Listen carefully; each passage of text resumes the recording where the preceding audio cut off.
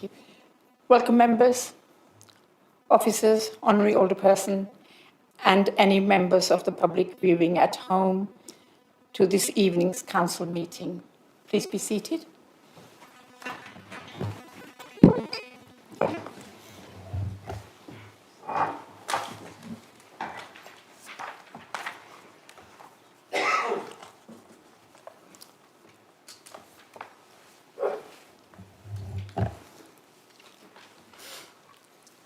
There is no fire drill planned for this evening. If there is a fire sounds, please make your way from the chambers using either the fire escapes on my right or via the staircase that leads to the lobby outside the chamber. Please do not take lifts. Please can I ask you to make sure that your mobile phones are switched off or on silent, please. Thank you.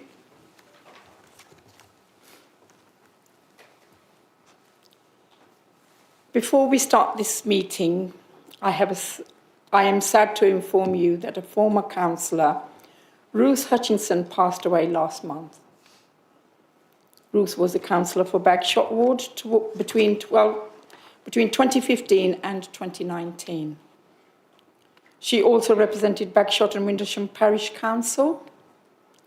Some councillors may remember Ruth attending an external partnership meeting last year, where she advocated for patients of their role in shaping NHS change.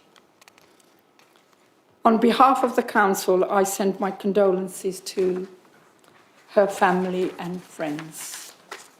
Our thoughts are with them.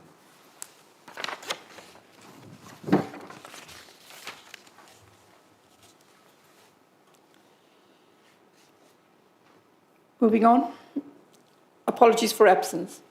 Ms Willis, may I have the apologies for absence? Thank you, Madam Mayor. I've received apologies from Councillor Mark Gordon and Councillor Leanne McIntyre. Thank you.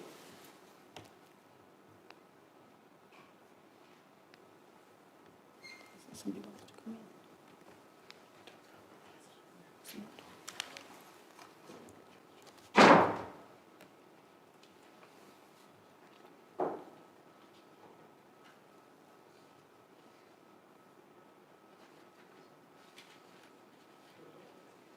Sorry, just pause.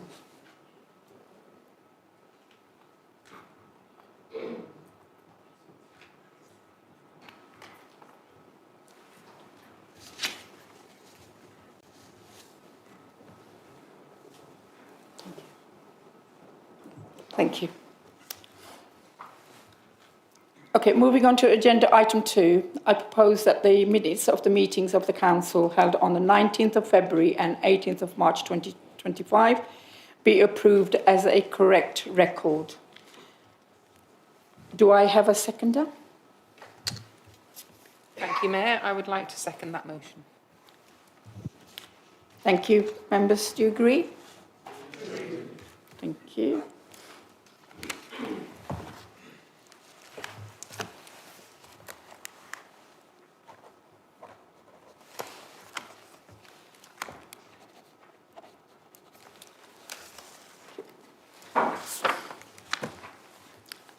Agenda item 3, declaration of interest.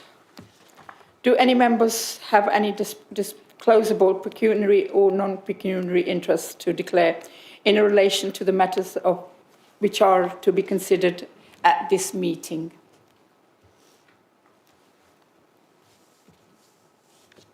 Okay. Agenda item 4. I am advised that 2 questions have been received from members of the public under Council Procedure Rule 10.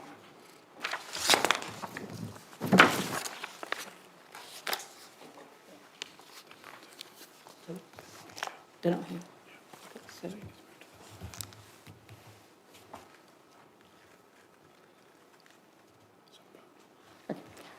I have been advised that the members of the public who have submitted the first question is now unable to attend the meeting as he had planned. You will see a copy of the questions in the supplementary paper published this afternoon.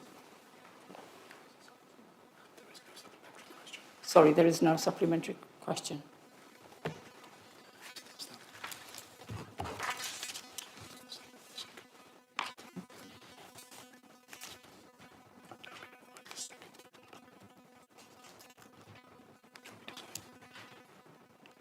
I have been now advised that there's a second question. Yes, please, yeah. Thank you. If I may, Madam, thank you. We are aware that the person who posed the second question is also not in attendance, so we can take that in the same regard as the first. Thank you.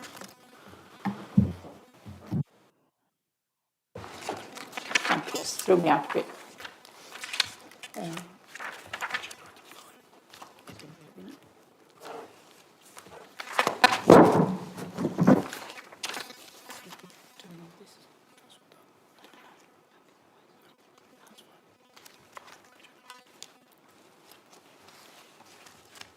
Okay, so we're moving on swiftly to agenda item 5, my announcements.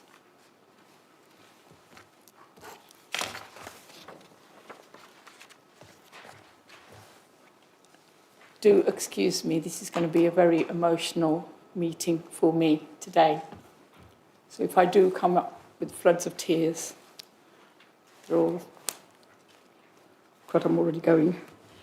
I have planned a short video because I'm not very good with words. You probably wonder. It will be playing very shortly. However, I will also be asking some of you to say a few words if you feel comfortable. So I'm going to watch the video first, if that's okay. Thank you. Sabi Kang has a long and distinguished history of public service. Her journey began in 1997 when she played a key role in supporting the general election for Surrey Heath as presiding officer, gaining first-hand experience in the democratic process and deepening her engagement with local governance. Sabi was elected as a councillor representing Bisley and West End in 2023, where she worked tirelessly to support residents and shape community initiatives.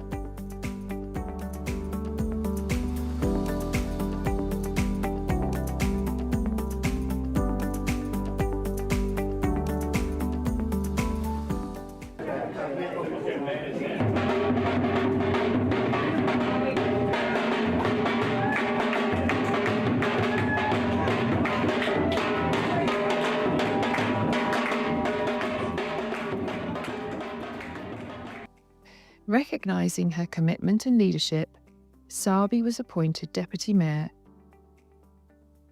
On the 15th of May 2024, Sabi had the immense privilege of being elected the 52nd Mayor of Surrey Heath. This moment was not just a personal milestone, it was a historic one. Sabi became the first Sikh Asian woman in Surrey to hold this position. Now let's take a look back at some of the more memorable moments from Sabi's mayoral year.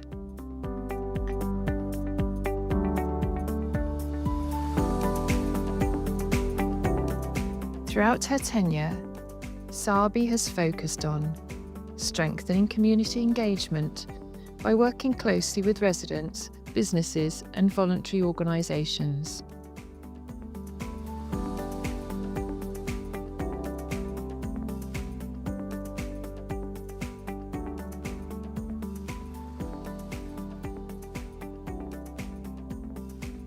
Supporting key local initiatives, including improvements in community healthcare and senior citizen welfare.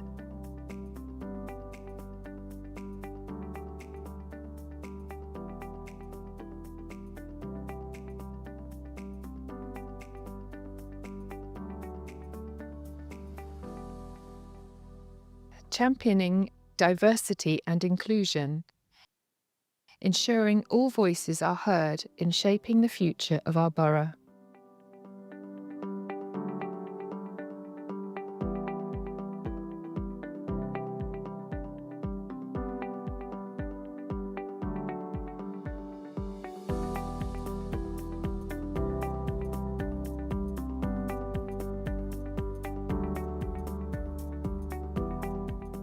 promoting economic development, particularly for small businesses, to foster a thriving local economy.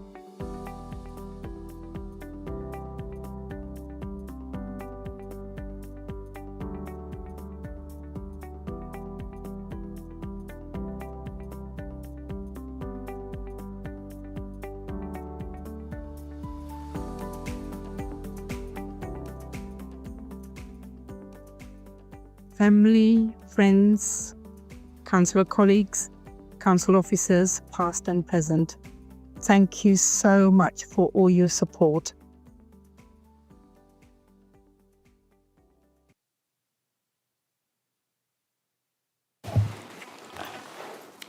Thank you.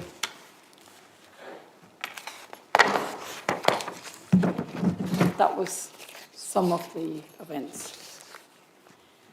I couldn't fit them all in, but thank you. It was not easy. It was very hard. I was new to the role. I was a deputy to Pat. I've learnt a lot, but when you're a deputy, you don't learn a lot actually until you actually do the job. So I think 1 month's probation, 1 year probation is not enough. So can we change it to 2 years probation, please, in future? And then you decide whether the job has been done or not. When I became a mayor, it was all really good. I had support from all over the country, not just the UK. The video and the actual stream, it went to India, Australia and Canada. And the feedback I got was really lovely. And they all liked you all, by the way. So, and they could get to see the chance how we perform, which is like that. So thank you for that. I took the challenge and I thought, that's okay, let it go. I was nervous. I couldn't pronounce a few of the words when I was doing the meetings here. But then I thought, hold on, I'll put my own twist to it. I can do that. Not.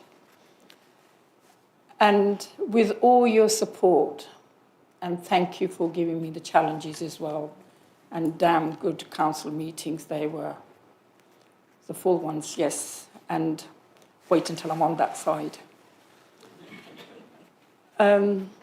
It was obviously the support of the officers, support of everyone. And it was really such a big honour to take this on as a mayor of Surrey. I thank every one of you who's actually believed in me. You all know who you are. I can stand here and say I was wonderful because I'm biased. But I'm just going to say a few words and then I'm going to be opening it out to certain people who would like to say something and let me know what you thought, please. I'm changing it slightly, Nick. May, I became a mayor. June, my daughter decided to get married. August, my husband decided to rupture his Achilles. And there I go. Couldn't ask for anything else. And end of August, my nephew decides to invite the whole world to his wedding. So 700 to 800 people, about 400 were from abroad. Trips to the airport, looking after Dr. Kang, looking after my newly wedded daughter. Her outfits don't fit. What am I going to wear? What I'm going to do? What we're going to eat? My work carried on. And Sean, have you read this? Have you read this? This is the committee you're on. Can you make sure you read? Okay, fine. But I did all that. And most of the events I conducted was by myself. And thank you to my deputy who lent us the wheelchair so that I could take Dr. Kang with me. So we did. Then we went on to crutches, then on to the space boot, and then so on. It was a long journey. He couldn't drive, so I had to drive him everywhere, mad, and he had to drive me mad, where he wanted me to go somewhere. So that was my journey. So because of that, I also gave up my Christmas Day, which is my birthday too. We've had a dinner, put the children aside. Well, they're not children, they're grown up. And I got my daughter, I says, look, your dad can't drive me. Can you just come with me? Put my gear on and went to as many visits I could do, the police, the fire, the care homes, everything. So that there are people out there who can't celebrate Christmas because... And I thought if I can be their loved one on that day, not as a Father Christmas, but as a mayor, it was appreciated. So that's it. And carried on. I didn't say no to most of the times when Helen said to me, Sabi, we got an invitation to this. I juggled my life around. I also carried my deputy with me everywhere. And I thought it would give her the chance to learn as well. And that's my journey. And I still have a few more events until 14th of May, when I'm actually going to give the baton. So you have to steal it away from me. Because I've enjoyed it so much. Can I please stay? But although there might be divorce papers, but I probably will. I can handle that. So I'm not going to say any more, but just to thank you from the bottom of my heart. And I'm just going to ask now just my colleagues to say a few things for me. If you can. If I can just say, Liz Noble, would you mind just saying, because biggest thank you goes to my fellow councillor, because I'm a West End and Bisley councillor, so is Liz and so is Jean. They carried me. I wasn't able to attend a few of the things, but they did. So would you mind just saying something? Thank you, Mayor. I take my hat off to you, Sabi and Louise. You've done a sterling job throughout the course of the year, not only representing us as Surrey Heath's first citizen, but representing community, representing culture. I had the honour of attending a couple of events with you, and I was just amazed that you spoke with absolutely everybody. You stopped and talked to everyone, you gave them the time of day, and you let them tell you about them, and you show a genuine interest in people. You love people. You're very much a people person, and people see that, and they love you for it, and we love you for it. So thank you, Sabi, for your year.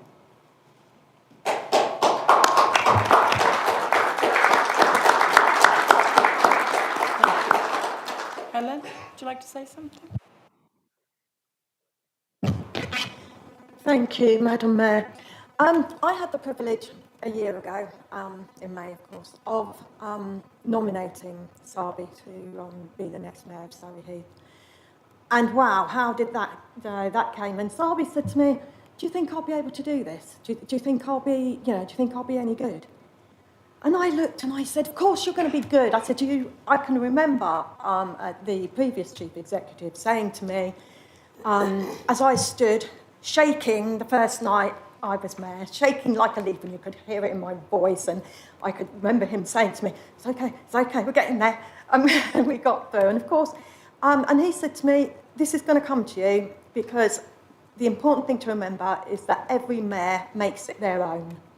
And didn't you do that? I did, you did, others have, but you've done it with an absolute storm. You've been absolutely incredible. And that question you asked me, can I do it? Yes, you could, and yes, you have. And well done. Thank you very much.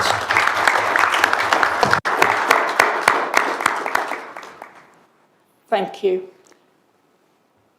Okay. Madam Mayor, or the hugging mayor, as she's become. I think it's fair to say that I've seen you at a lot of events. I think I turned into an official photographer, and on Saturday evenings or afternoons I'd be sending emails to Helen with pictures of what I've bumped into you doing during the day. I've seen you at a number of events within my own ward of the Old Dean. You were tossing burgers at the Old Dean Fun Day. You were on the stage for Footloose, not dancing or singing, I hasten to add. You were at the Recognition Awards at Collingwood. I met you at the Blue Plaque event outside the previous council offices. And I also most recently probably saw you at the RBL Camberley launch, and then the new murals outside town. Whenever I see you, you're always engaging with residents and those that are there. You've always got a lovely word to say. We may be on different sides of the chamber, but you've always given me the greatest respect, and I always try and give the same to you. It will be a shame you're only going to do a year, but unfortunately I think the Constitution says you can only have a year. So well done and congratulations, and you will be missed.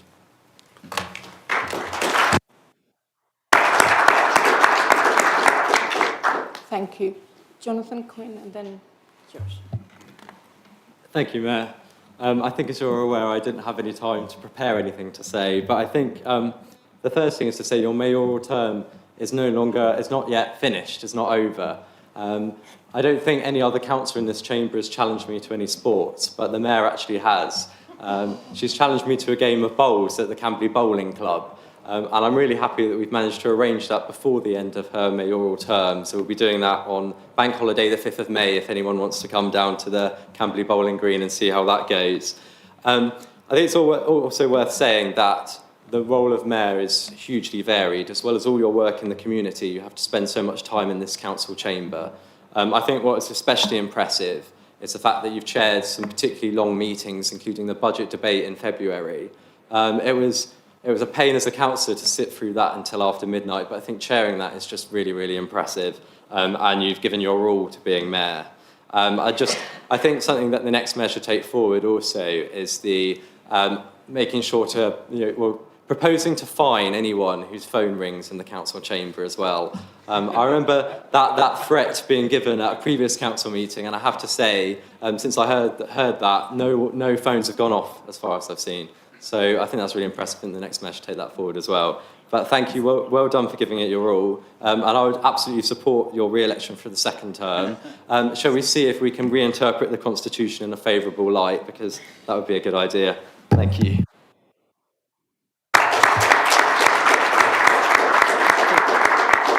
Thank you.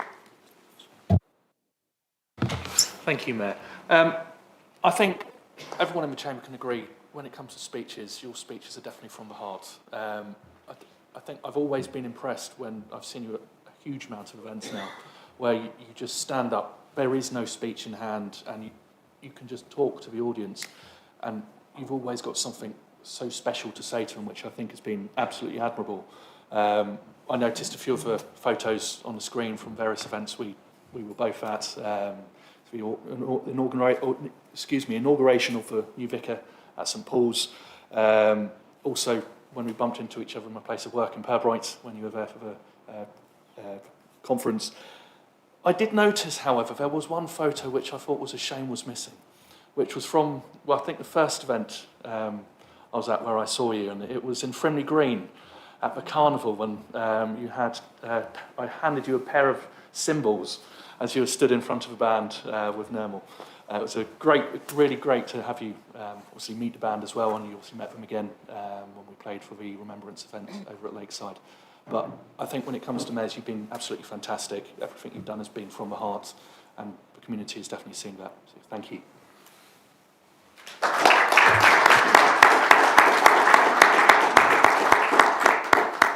thank you. If we had all those photos on there, then we would be here until midnight, and I don't think I would have been chosen again then. But they are on my Facebook page, and that was such an honour as well. Does anybody else wants to say anything? I've just got apology, before I pass it to I have got one apology to make, is that I was unable to attend a wedding of my 2 colleagues. I do apologise because my mayoral engagement took precedent to your wedding. I'm so sorry. However, the present is still waiting at home to be delivered personally to you. But then I can sort of like sit down quietly, not say, oh, I've got an event to go to, can I not?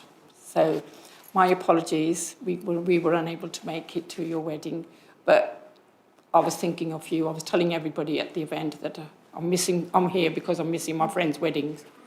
But I couldn't miss Guggenbeat's wedding because I had to be there, I'm afraid. So, but that's my apology to you. Thank you. Before I pass you on to our leader of the council, I'm just going to get Nick to say a few words. Thank you, Mayor Sarby.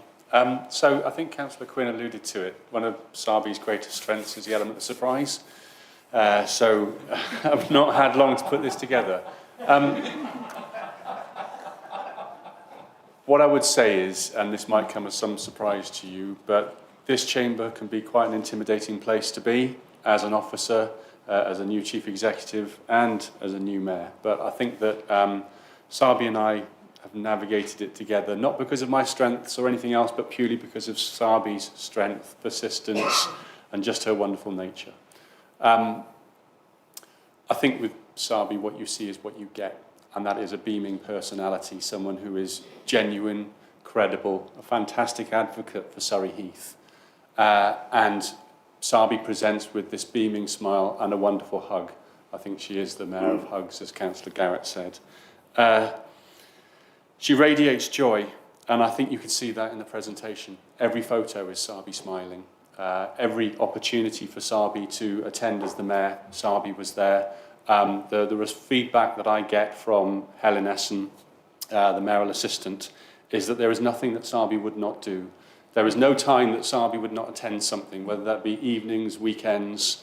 The photographs that I've seen outside of the presentation of Sarby visiting people in hospital because she went to visit them in a care home and they weren't there, so she made a point of going to visit them when they were being tended to because they were unwell. She's deeply caring, selfless, dedicated, funny and humorous, and not just in the public gaze, but behind the scenes as well. Thank you. My induction into this chamber as Chief Executive has been wonderful because of Sarby.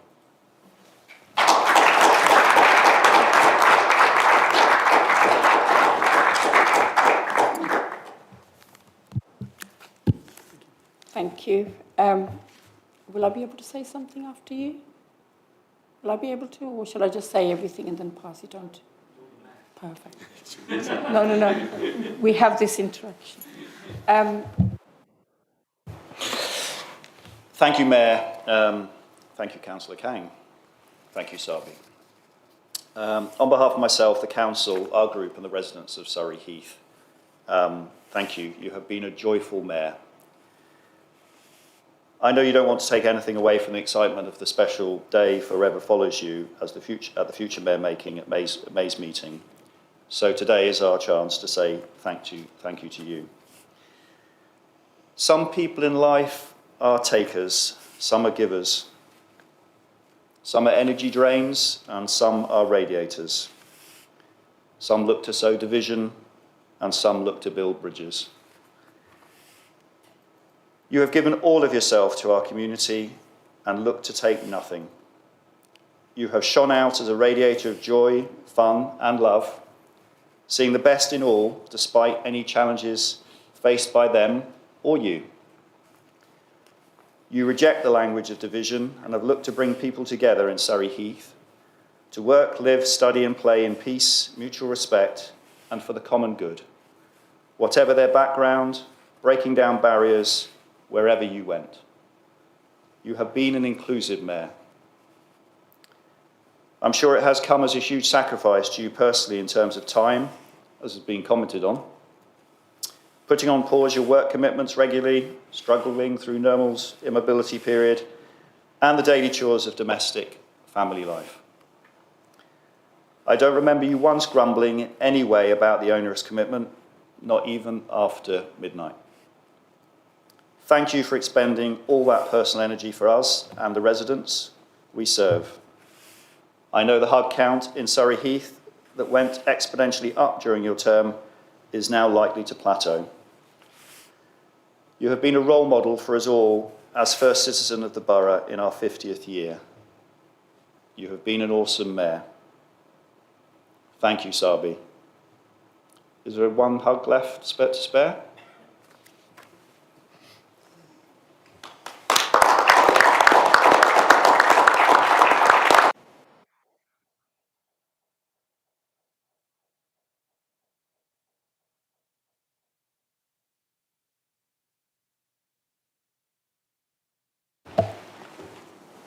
Thank you.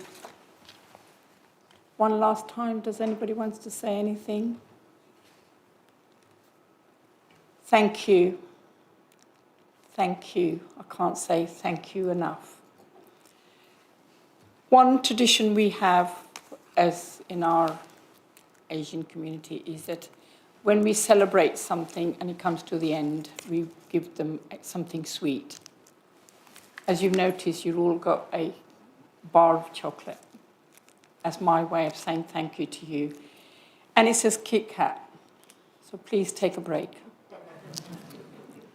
And if you don't like it, I'll have it back, but this is my way of saying thank you. And next month will be the last one. There will be a few more photographs, I'm afraid, and that will be me. And then I'll be on that side. Before I finish and carry on, if my deputy would like to say something. Okay, I'm not prepared either. However, I would just like to thank Sabi really from the bottom of my heart for all of your help and encouragement. And I will enjoy it. I love Kit Kats as it happens, so I shall enjoy this immensely.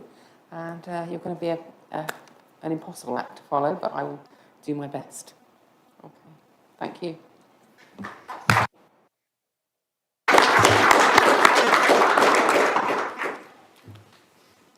Thank you. That's it. It's me done. Wasn't easy. Thank you.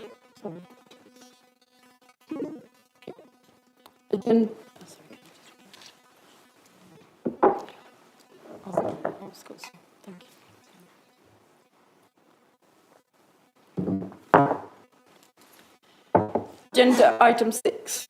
I would like to invite the leader, Councillor Sean MacDonald, to make his announcement. Thank you, Mayor.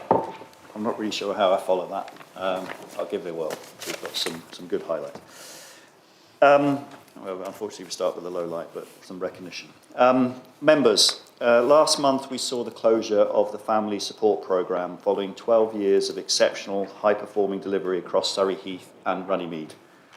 I am pleased to announce that despite the difficult nature of the termination of the Family Support Programme, all the staff have now secured alternative employment, with 2 staff remaining in roles here at Surrey Heath. Whilst everyone in the family support team should be given recognition for their exemplary support and assistance that has been given to countless families across both boroughs, special mention must go to Emily Burrell, Gail Bushell and Johanna Hodge, who have been with the service from beginning to end, working their way up from case officers to management positions. I'd like to propose a vote of thanks on behalf of all of the families supported and the council as a whole to all of the family support team for noting in the minutes. Well done to them all. Members, Last week, the Chief Executive and I met with Surrey Fire and Rescue Service officers to discuss areas of mutual interest, including the implementation timetable for the 2025 to 2030 Community Risk Management Plan, in line with the commitment I gave previously. We also heard that the 12-month annual rolling targets for county-wide engine availability substantially exceed day and nighttime targets, and average response times are well below the national target. Members may wish to note that the next public performance report for scrutiny at Surrey County Council level should be available in early July. It was reassuring to hear that there remains a commitment to maintain a whole-time frontline appliance at Camberley Fire Station. I'm also grateful for their agreement for fire service colleagues to attend the May Surrey Heath Partnership meeting. We shall reach out to councillors for questions in advance of this meeting to channel through member or officer attendees. For those of you not up to date with the attendees of the Surrey Heath Partnership, that's myself and Councillor Wilson, plus obviously relevant officers. As we enter the wildfire season, and the national media just only today warns us that this could be the worst year on record for wildfires, I was pleased to hear their plans for seasonal resilience over this coming summer, which including the retention of the Unimog truck, which will be supported by an additional crew.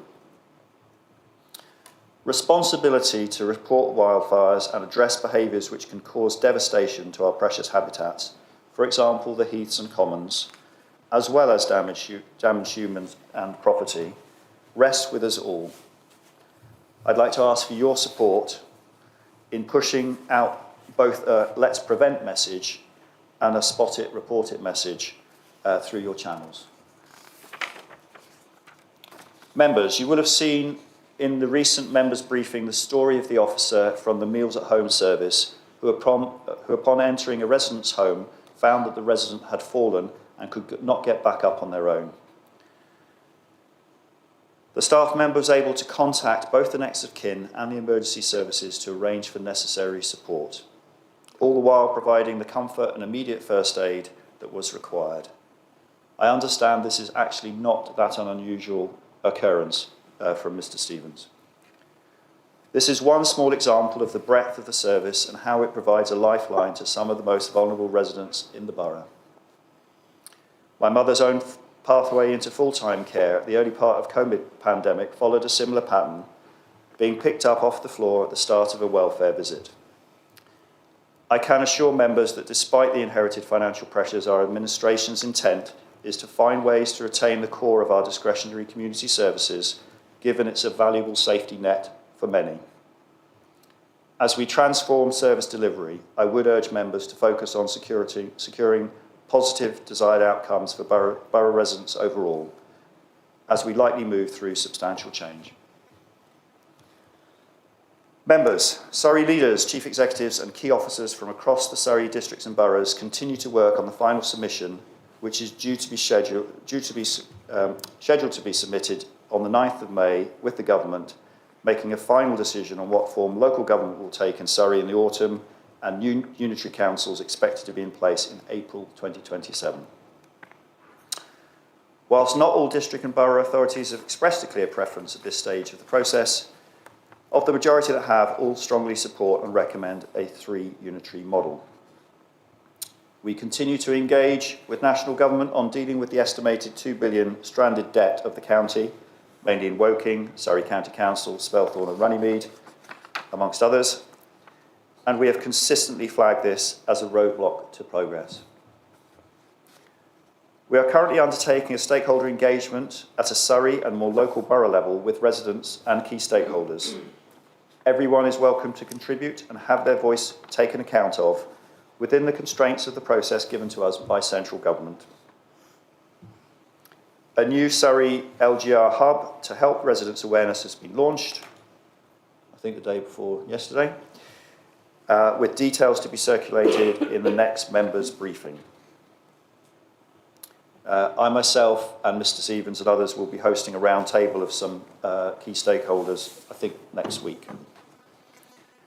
You will see from your diaries we have an extraordinary council executive on the 6th of May to debate and seek support for the submission of the final proposal for unitarisation of Surrey. I'm sure the Chamber will wish to acknowledge the Herculean effort by many officers to date, on top of the day job, particularly Joe Whitfield in Communications, Vicky Radford in Finance, Sarah Bainbridge in Organisational Development, and of course our Chief Executive, Nick Stevens. It has been a chaotic rollercoaster to date. However, we are hoping it will calm down now, given the structured project management office we have in place setting the drumbeat. Members, as you know, we are saying a fond farewell to Heathscene as we move forward with Surrey Heath News. Due to a combination of financial pressures and environmental factors, we will no longer be producing a printed residents magazine. We will continue to send out a monthly e-newsletter, Surrey Heath News, which includes the latest updates from across the area. Please continue to push the uptake by residents. Thank you to all the communication officers involved in preparing Heathscene to this endpoint. Members, under the leadership of Councillor Rise, Surrey Heath Borough Council has taken another significant step on the road to net zero by introducing photovoltaic solar panels at Places Leisure Camberley, the borough's flagship leisure centre. The £165,000 project, funded through Sports England Swimming Pool Support Fund, has seen solar panels installed on the roof of the centre, while an energy-saving pool cover has also been fitted. We hope to find further environmental, financial, spend-to-save projects to support in the days ahead. Members, some really great news for young people finding their way forward in life in Surrey Heath. Funding for the workshop has been secured until the 31st of March 2026 from the Department of Work and Pensions Flexible Support Fund. The workshop, located in Surrey Heath House in Camberley, is a joint partnership between Surrey Heath Borough Council and the Department for Work and Pensions, providing holistic support to people aged 18 to 24. Members, new play equipment has been installed in Lightwater Country Park, aimed at the low teens, and has been really well received by the community, as I found out yesterday, even in the rain, as a multi-generational activity. It was sad to see the zip line broken in the first week due to an inappropriate number of people using it at once. However, this has been replaced and signage advising of the correct usage has been installed. Sometimes you can't help some people.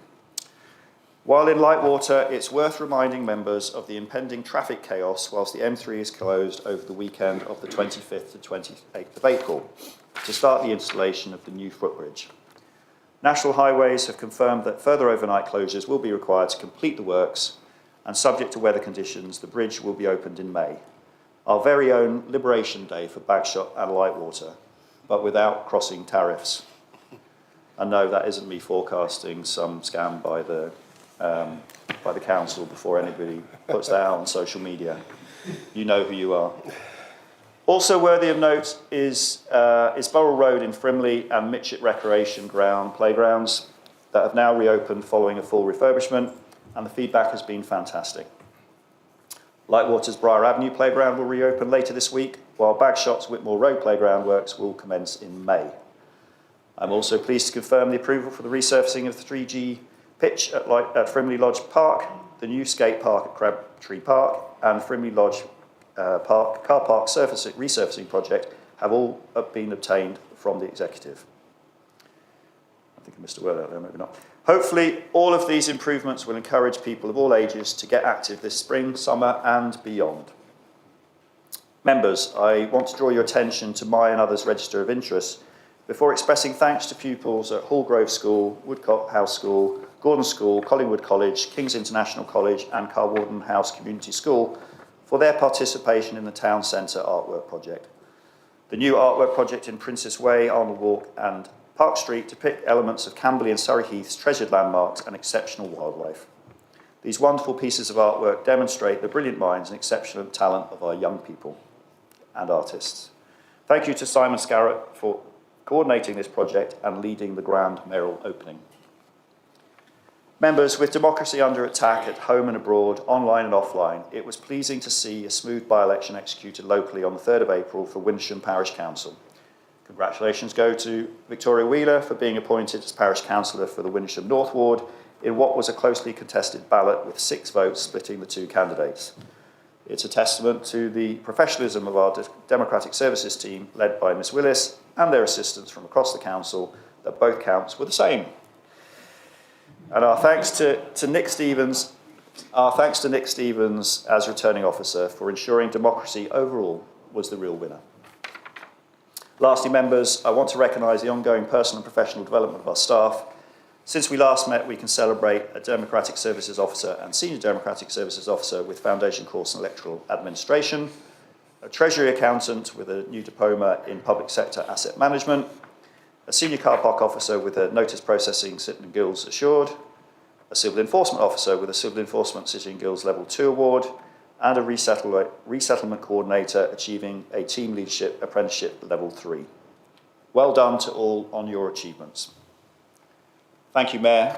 That ends Leaders' Announcements.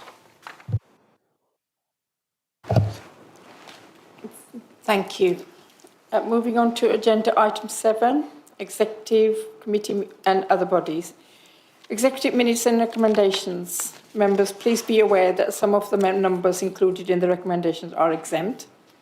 So if you wish to discuss them, please indicate this and we can do this at the end of the meeting. We can do when we go into exempt. Sorry. Can I have the proposer for the executive minutes and the recommendations of the minutes 99/E, 101/E and 107/E? I'm happy to propose those minutes and recommendations. Do you have a seconder? Thank you, Mayor. I'd like to second.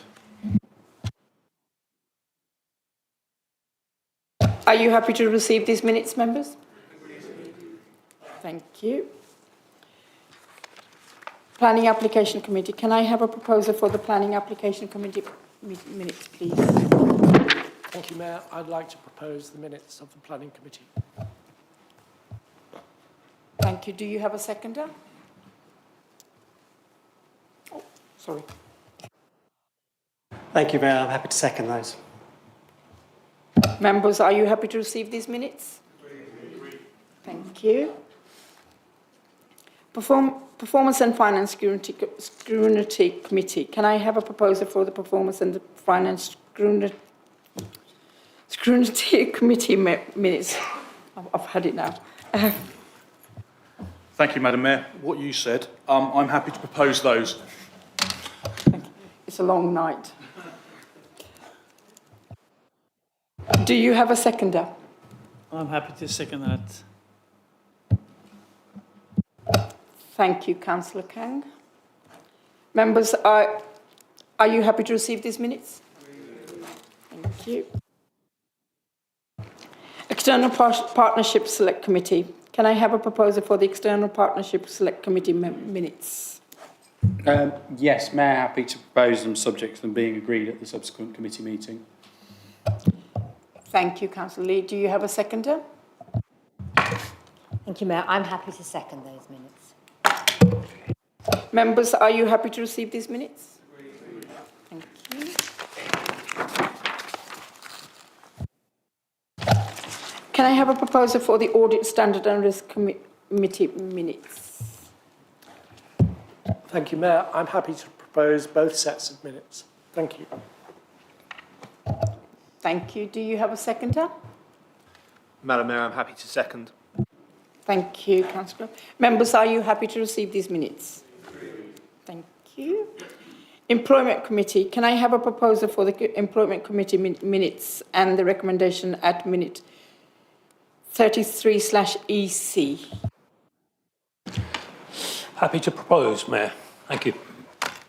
Thank you. Do you have a seconder? I'm happy to second those minutes and the recommendation. Thank you. Members, are you happy to receive these minutes? Thank you. Joint Staff Consultative Group. Can I have a proposal for the notes of the Joint Staff Consultative Group, please?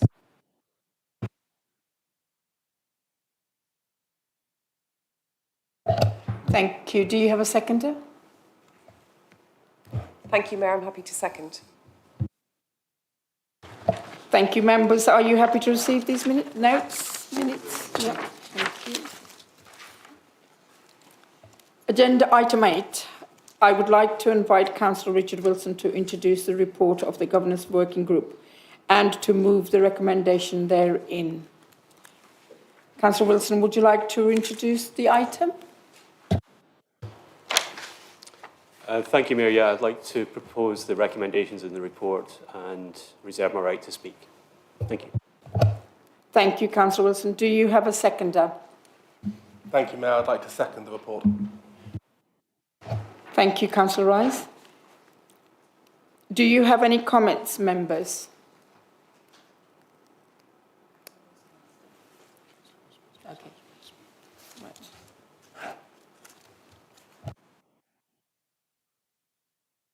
Sorry. Councillor Wilson, you have the right to speak. Thank you, Mayor. I would like to move the recommendations in the report. I thank the members and officers of the Governance Working Group for their work on these recommendations to Council. Financial regulations were reviewed to ensure they are up to date and compliant. The changes recommended make them more readable, clarify officer roles and help to enhance oversight of the Council's finances. The recommendations on contract standing orders are designed to make them compliant with the new Procurement Act and regulations. It is intended to use the process rigorously, so it is important that it is practical and ensures appropriate controls are in place. If approved, these CSOs will improve consistency and oversight of Council spending on contracts. On key decisions, this Council has an unusually low limit of £100,000 for non-key decisions.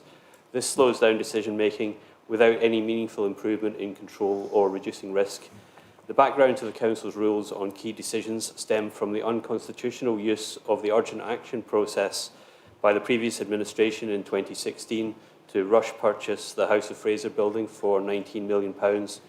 Changing the key decision limit to £200,000 will not reduce the effectiveness of the current rules to prevent such abuse in future. The minor change to attendance at working groups is just a clarification. Executive working groups and their terms of reference are a matter for the Executive and not Council. This clarifies that working group terms of reference may restrict readership of its reports. Council will understand why this may be necessary, but it is pleasing to note that all group leaders will still have access to all Executive working group documents. Thank you to everyone involved in producing these recommendations, which I hope Council will approve unamended. Thank you, Mayor. Thank you, Councillor Wilson. Do you have any comments, members? Councillor Lee.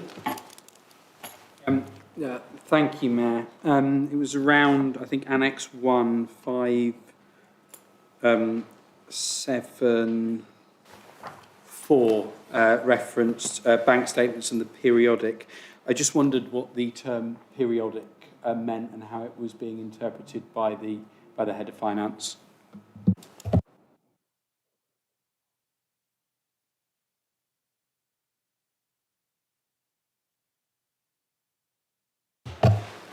Councillor Lee, can you clarify which point again, please?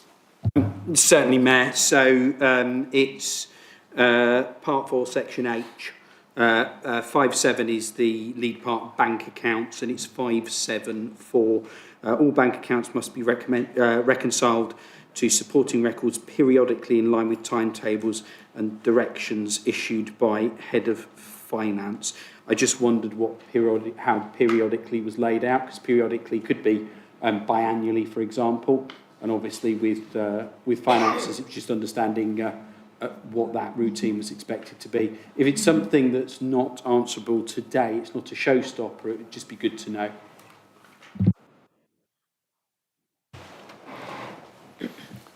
Thank you, Mayor. Thank you, Councillor Lee. Unfortunately, I don't have the answer, and I don't believe that we have the Head of Finance dialing in, or certainly not present in the chamber. If you're content, I'll provide an answer in writing. Absolutely.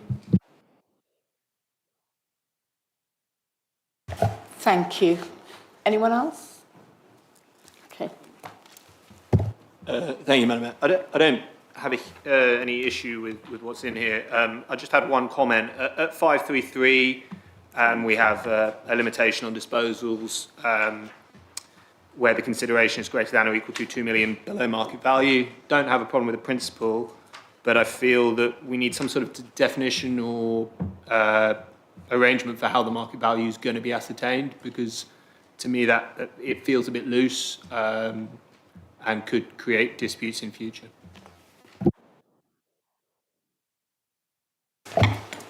Okay, Mr Stevens, would you like to answer that? Again, thank you, Mayor. Thank you, Councillor Coe. I won't be able to provide you with an answer on this one this evening either, so if you are happy, we will expand on that and circulate it to all councillors.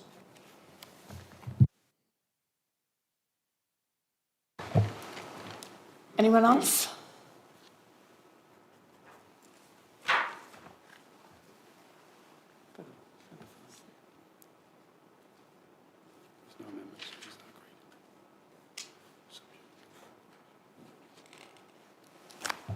Okay. Is that agreed, members? Subject to the subject to the clarifications. Thank you. Yep. I would like to invite the chair of the Appointments Subcommittee to move a motion on appointments of the Section 151 officer. Thank you, Mayor. I'm happy to inform the Council that the Appointments Subcommittee met on the 25th of March last and came up with a unanimous recommendation to the Council that it should resolve that Vicky Radford be appointed as a Section 151 officer following interview by the Appointments Subcommittee on the 25th of March, and that unanimous agreement of the panel as to her suitability for the position of Head of Finance and Section 151 officer, and that this appointment be permanent with effect from tomorrow. Before I ask the leader to second this, I'd very briefly like to say that I think the Council is extremely fortunate to have such a strong candidate for this position, and I'm sure she will make a great success of it. I thank the Appointment Subcommittee for the diligence in asking some very testing and grilling questions on the 25th of March. Thank you. Thank you, Councillor Whitcroft. Do you have a seconder? Thank you, Mayor. I'd like to echo what Councillor Whitcroft said, and thank you to Councillor Wheeler for joining us on that appointments subcommittee. You'll be glad to know I don't have a prepared speech. It's not 7 pages long. It's not been finessed. Mrs. Radford is a very strong candidate for this position. I feel that she has not just the professional qualifications to do the role extremely effectively, but she has the personal attributes, which is a combination of the eye for detail, the ability to sniff out where there are issues that need further investigation, and a good dose of humour in the background as well to work with her colleagues and with the members. So I have absolutely no reservation in recommending Mrs. Radford for this appointment, and I very much look forward to working with her. As you probably appreciate, we've not been short of asking questions. I suspect that won't stop after this appointment, and I have confidence that she will help through her team to give members the confidence that we can make the right decisions with the answers that she gives us. So I very much wish her the best of luck as she steps into this, subject to your agreement, this much bigger and wider role. I think she recognises the areas that where her strengths and where some of the development opportunities for her will be going forward, but I wish her the very best of luck, and I hope all the members will support her as she takes on the new challenges. Thank you very much, Mayor. Thank you, Councillor MacDonald. I would now like to invite members to discuss the proposal and make any comments. Councillor Lee. Thank you, Mayor. I've got to say I very, very much welcome this recommendation. Since she's joined the council and particularly the audit committee, the process and experience has been transformational in terms of its clarity and honesty with finances and made life significantly easier, I think, looking into the operational side of this council. I think she's got a great career ahead of us, and I'm sure she'll be capable of stepping on in the future to far bigger and better things as well. This is a great step forward for this council. Thank you for your comments. Anyone else?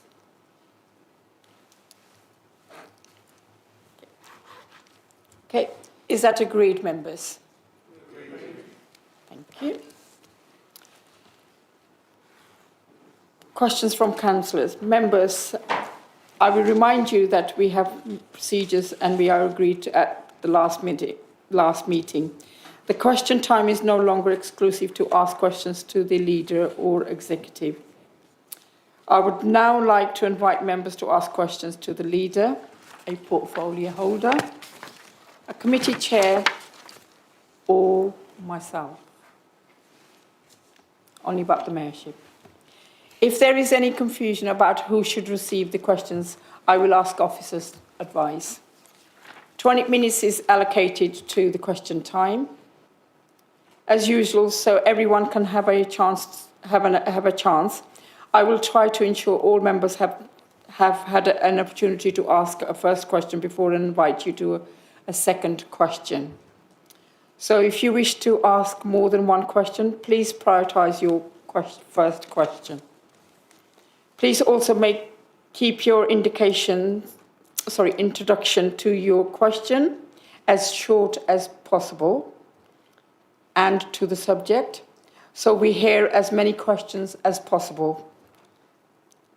Can I now have the first question from members, please?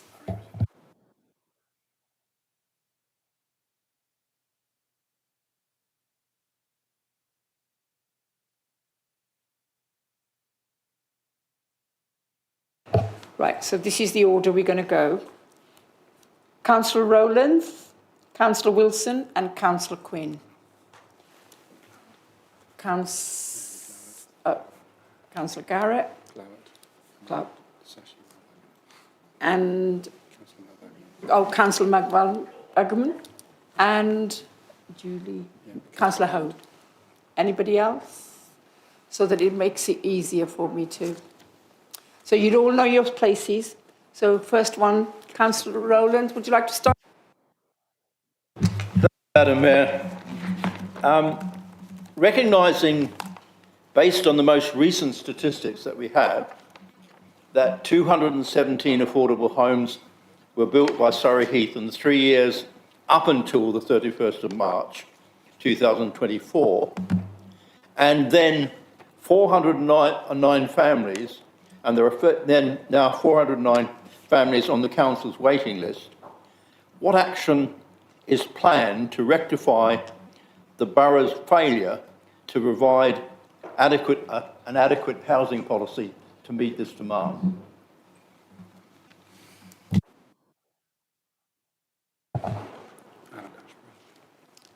Councillor Ashby, I think you can answer that. Thank you. Thank you, Mayor, and thank you for the question, Councillor Rowlands. As you are aware, our local plan is currently with the Planning Inspectorate. We are going through the adoption of that local plan, the process. We will be having the examination in the summer, and we are working through that. As you're aware, in that local plan, our plan is that we require development to have 40% affordable homes as our going-in position. That then runs into viability concerns, where that is sometimes changed as a result of that in order to build the homes that we need. So our commitment is to continue to work with developers on getting as close to that 40% affordable homes within the borough as we can. And the adoption of our local plan later in the year will have that enshrined in the plan for the borough going forwards. Thank you. Councillor Wilson, please. Thank you, Mayor. I would like to ask about the future of the Greenbelt in Surrey Heath. In December, the government introduced the concept of the Grey Belt. This is land in the Greenbelt which has either been previously developed or does not contribute strongly to certain purposes of the Greenbelt.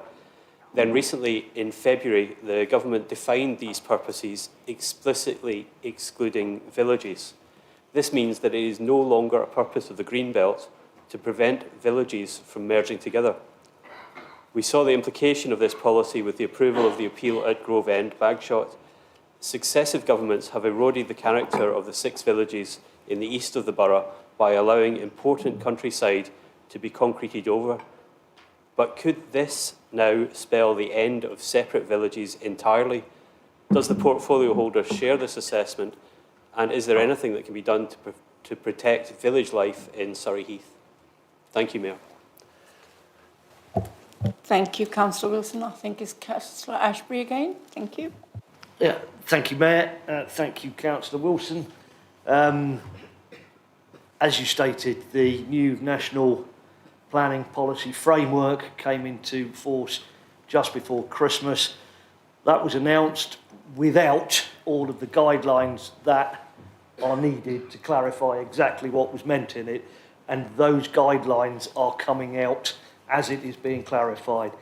As you stated, in end of February this year, the planning practice guidance for Greenbelt was announced, where it talks about 2 of the purposes of the Greenbelt. One, to check the unrestricted sprawl of large built-up areas. That was clarified to say villages should not be considered large built-up areas, whereas in the past it talked of settlements. And purpose B, where it said to prevent neighbouring towns merging into one another. Again, the guidance is very explicit that this purpose relates to the merging of towns and not villages. It's very explicit in the guidance that has come out from national government. You mentioned Grey Belt. Grey Belt is a new designation that everyone is having to get used to and understand, and there have, as yet, to my knowledge, not been any legal challenges on the definition of what constitutes Green Belt and Grey Belt. But as you are also aware, the National Planning Policy Framework had our housing targets significantly higher than under our previous plan, which means that we currently are short on our 5-year housing land supply. We need to carry out a review of Greenbelt, which all councils are having to do, and we need to understand where our 5-year housing land supply will come from in line with the new government targets.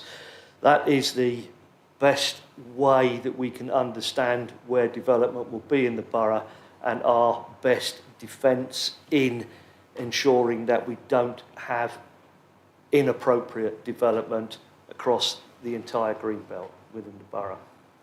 Thank you, Mayor. Thank you. Councillor Quinn. Thank you, Mayor. This is a question to the Resident Services and Communities portfolio holder. Earlier today, Accent announced they've taken the difficult decision to close the play park at Avenue Sucy with immediate effect. They say to ensure the safety of local residents. It will be hugely detrimental to many residents in St Michael's with young families to lose this play space, even if it's only closed for a short duration. Given the importance of this play area, I was wondering if the council, and especially the portfolio holder, will commit to seeing if there's anything that can be done to rectify the defects in the playground in the short term and ensure it can remain open whilst Accent consult with their residents and work out a long-term future for the play space. Thank you. Thank you. I think that's yours. Yes, thank you, Mayor. And thank you, Councillor Quinn, for the question.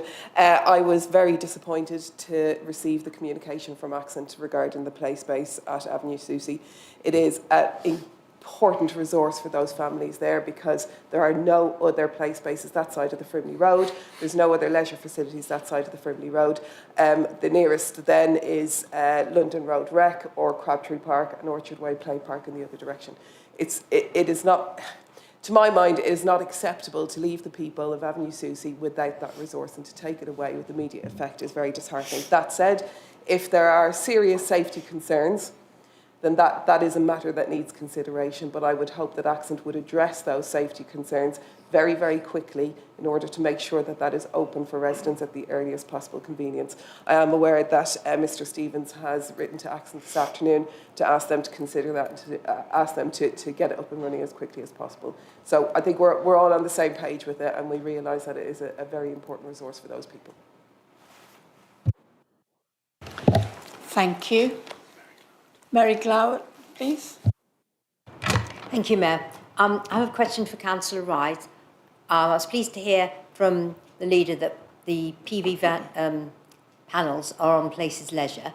And I just wondered if you had any figures so far of how much they've saved or what you were expecting during the year to be the sort of savings or the percentage of electricity they would produce. Thank you. Thank you, Mayor, and thank you, Councillor Glower. I can confirm that the PV panels which have been installed are expected to save 28 tonnes of carbon per year, which is a significant savings and will also improve the energy efficiency of Places Leisure, as well as their energy issues, including the new pool cover that the leader also alluded to. There will also be financial savings as a result of the installation of the panels. I don't have those figures to hand at the moment, but what this project does demonstrate is that our drive to net zero and finding investment to save can provide the opportunities to be cost effective for the council as well. So we are expecting there to be budget savings as a result of the energy generated. It will provide energy efficiency and cost effectiveness as well. Thank you. Thank you. Councillor Mel Bagenham. Thank you, Madam Mayor. My question is to the Employment Committee Chair, Councillor Whitcroft. Having reviewed the Employment Committee meeting reports, I noticed that the meeting held on the 31st of October 2024 does not include any details, and it appears the meeting was held behind closed doors. Also, have there been any more meetings held behind closed doors? Be it whether it was in public calendar or not otherwise. Could you please clarify the details of these meetings in date order, please?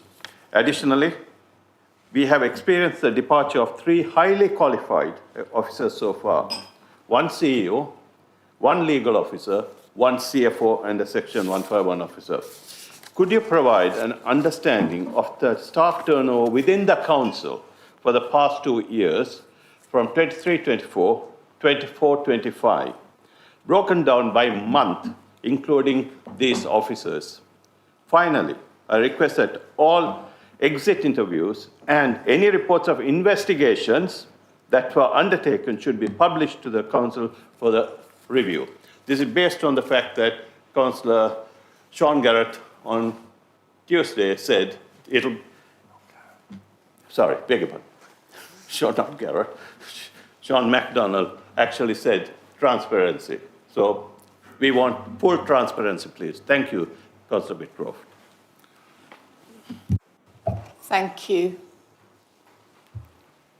Thank you. I've heard that question with some mystification, since as far as I'm aware, all meetings of the Employment Committee have taken place in accordance with the Council's constitution. Certainly there are some matters which, by definition almost, in respect of employment matters, need to be considered in private session, but that does not mean that they are held behind closed doors. A rather sort of emotive expression, if I could make that point. In respect of the rest of your question, Councillor, I will refer to the necessary officers and we will provide you with a written answer to the best of our ability within the details which you've requested. Thank you. Thank you. Councillor Howard. Thank you, Mayor. This is a question which is really somewhat of a national highways one, so I don't know whether anyone in the council can advise, but I'll throw it out there just in case. We are looking forward to, well, we're not really looking forward to, but we have the M3 closure on the last weekend of April as the footbridge crossing between Lightwater and Bagshot is installed. That's good. I'm just wondering if we have any insight onto how certain we are on the opening date of that, any additional works needed, any concerns we have, really just a general update on how we see things going beyond end of April. Thank you. Thank you. I think that's your baby. I don't want to take responsibility for National Highways. Thank you, Mayor. There are things I'll step into and things I won't. Councillor Hogue, thank you for your question. The timeline is the same one that's been communicated previously, which is they're planning to do the closure next weekend. It will cause some chaos to the surrounding areas, so get out on foot or on your bike. But it will be a big step forward when the job is completed. We don't have any further details about the end date than we've had before, which is at some point in May. I think we also need to understand that we are in the lap of the weather gods. Apparently there wasn't any rain today, but I was hiding under a tree according to the forecast, I was hiding under a tree at Martin's garage while I got my tyres changed, so things do change very rapidly due to our climate. So yeah, we very much hope it will be open in May, but as we saw with some of the other repairs to the M3 junction, things do change and get delayed. So yeah, let's keep our fingers crossed that it all goes to plan. Thank you. Any more questions?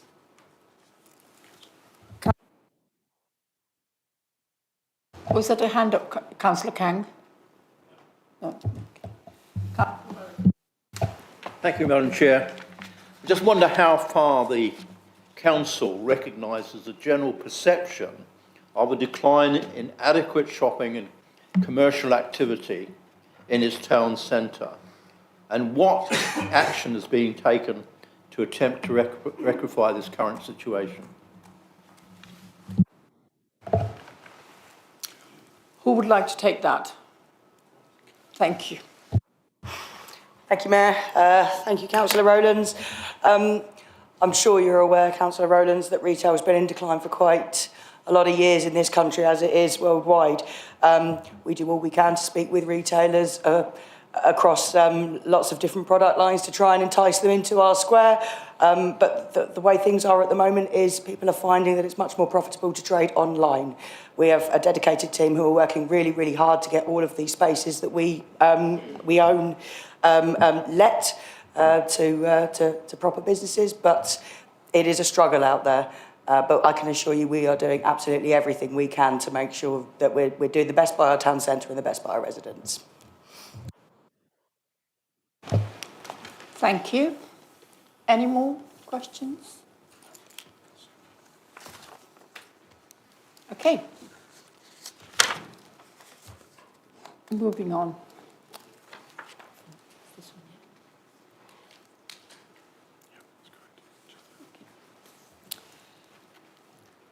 I move that under section 100A bracket 4 of the Local Government Act 1972, the public be excluded from the meeting for the consideration of the business set out in item 12 on grounds that they involve that likely disclosure of exempt information as defined in paragraph 1 and 3 of part 1 of schedule 12A of the Act. Do I have a seconder? Thank you, Mayor. I'd like to second that. Members, do you agree?